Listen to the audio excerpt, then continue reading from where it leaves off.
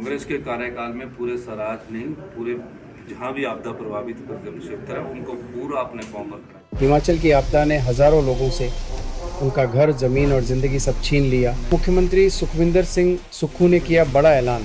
जो लोग बेघर हो गए हैं उन्हें अब वन भूमि पर नए घर बनाकर दिए जाएंगे। सरकार केंद्र से वन कानूनों में ढील की मांग भी करेगी ताकि काम जल्द शुरू हो सके। 3 लाख तक के किसानों और छोटे दुकानदारों को सरकार लोन पर ब्याज में छूट देगी। 7 करोड़ रुपए की राहत राशि जारी हो चुकी है और सड़कें अस्थायी रूप से बहाल कर दी गई हैं। मुख्यमंत्री ने नेता प्रतिपक्ष जयराम ठाकुर से भी सहयोग की अपील की है ताकि केंद्र से मदद मिल सके। लेकिन सवाल है, कब ये घोषणाएं पूरी होंगी?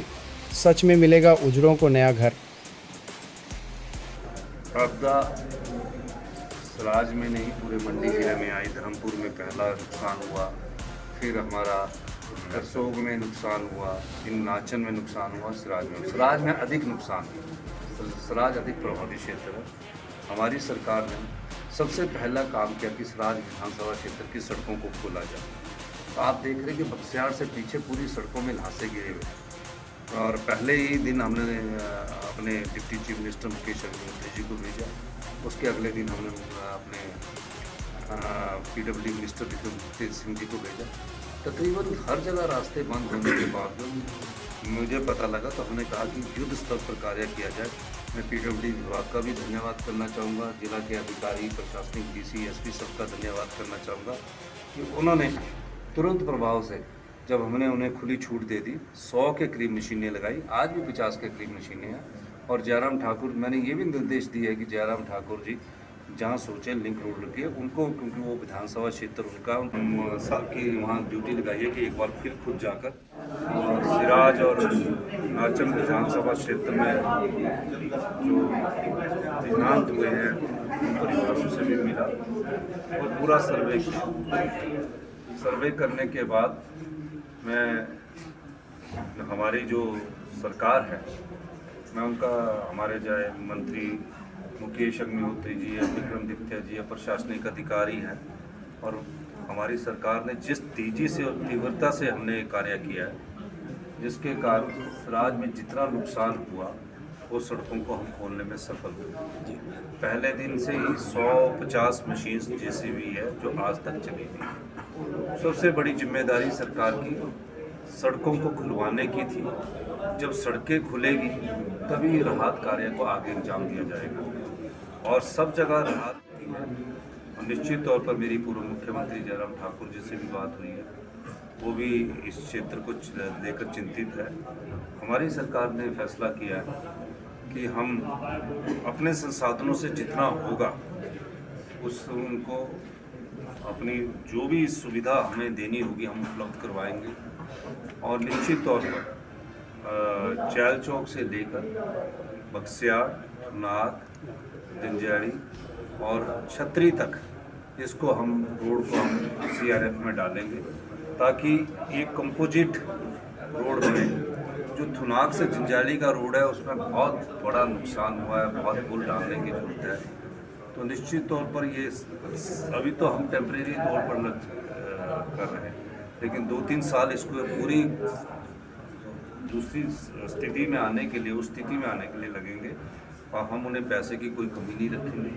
हमने अभी तुरंत प्रभाव से 7 करोड़ रुपया इन क्षेत्रों के लिए रिलीज कर दिया है। इसके अलावा शर्मा जी वो दिन रात लगे हैं। मैंने खुद नमंडी के उन परिवारों से मिलकर आया हूँ और उसके बाद हमने ये घोषणा की थी कि वो अपने किराए के मकान में कोई अगर गांव का व्यक्ति उन्हें देता है तो भी हमारी सरकार 5,000 रुपया गाँव में किराए के मकान के लिए देगी। और शहर जो नगर पंचायत, नगर परिषदों और म्यूनसिपल कॉर्पोरेशन में आते हैं उसमें 10,000 उपलब्ध करवाएगी। राहत कार्यों में तेज़ी आई। राहत कार्यों में तेज़ी आने का मुख्य कारण सरकार की तत्परता है। आप देख रहे होंगे, आपने भी अंदाज़ा लगाया होगा कि हम अभी कोई राजनीति नहीं करना चाहते, क्योंकि इस समय उन आपदा प्रभावित परिवारों की सहायता करना ही हमारा मुख्य उद्देश्य है, दायित्व है, एक कर्तव्य भी है हमारी सरकार का कि हम उन पर पहुँचे। और आज मैंने माननीय जो हमारे तकनीकी सहायक और मंत्री हैं, हाउसिंग मंत्री श्री राजेश धर्मानी जी, वो यहाँ 2 दिन रहेंगे पूरे राहत कार्यों का जायजा लेंगे और कुछ एक जो क्योंकि ये सिविल इंजीनियर भी है तो ये खुद एक रात चुनाव में विधायक के वहाँ किस प्रकार की घटनाएं हुई है तो ये एक रिकमेंडेशंस हमको आने वाले समय में देंगे। हम आपदा परिवार जो हैं जो भी प्रभावित परिवार है उनका घर बसाएंगे, उनको कपड़े खरीदने के लिए पैसे देंगे, जिसका पशुधन चला गया है, चाहे वो गाय गई है, चाहे बकरी गई है, चाहे मुर्गी गई है, और जिन किसानों की और बागवानों की फसल को नुकसान पहुंचा है, बंद गोभी उगाई हुई थी, कई जगह मैं गया, खेत के खेत उजड़ गए, उनको बसाने का दायित्व हमारा है। जो हमारे संसाधन हैं उन्हीं संसाधनों से हम उनको बसाने का प्रयास करेंगे। और मैं चाहूँगा कि कई जगह मैं खुद जाकर आया, पूरी की पूरी ज़मीन नाले के रूप में परिवर्तित हो गई है। अपनी निजी भूमि जिन बेचारे गरीब किसानों की गई है वो वहाँ बस नहीं सकते। हिमाचल प्रदेश की सरकार तो सिर्फ इतना कर सकती है कि सारी भूमि वन भूमि में अगर केंद्र की ये नेतृत्व जो है हमारी मदद करेगा तो उन परिवारों को हम वन भूमि में बसाने के बारे में